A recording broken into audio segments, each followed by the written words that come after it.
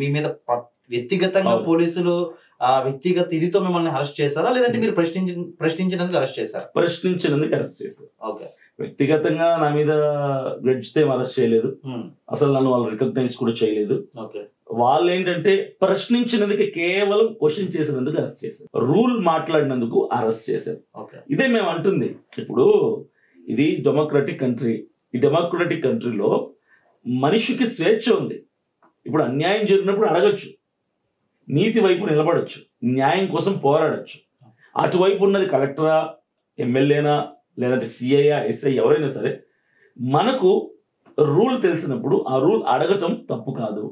ఆ రూల్ అడిగినందుకు ఆయన హర్ట్ అయ్యాడు. అంటే నన్నే అడుగుతారా, నేను ఎవరో తెలుసా, నాతోనే రూల్స్ మాట్లాడతారా అని ఆయన హర్ట్ అయ్యి మమ్మల్ని పోలీస్ స్టేషన్ తీసుకెళ్ళిపోయి అక్కడ దాదాపు 2 గంటలు కూర్చోబెట్టారు. చాలా ఇబ్బంది పెట్టారు. పెద్ద పెద్ద వాళ్ళు ఫోన్లు చేసి అక్కడ కొంతమంది పెద్దవాళ్ళు రావటం, దాదాపు 30 మంది రావటం, ఎంత వాతావరణం చూసి లాస్ట్కి లోకేష్ గారి ఆఫీస్ నుంచి ఫోన్ రావడంతో నన్ను విడిచిపెట్టారు, బయటకు వచ్చేసారు. ఏదేమైనా పాస్టర్ అని చెప్పడంతో వాళ్ళు ఇదంతా చేశారు.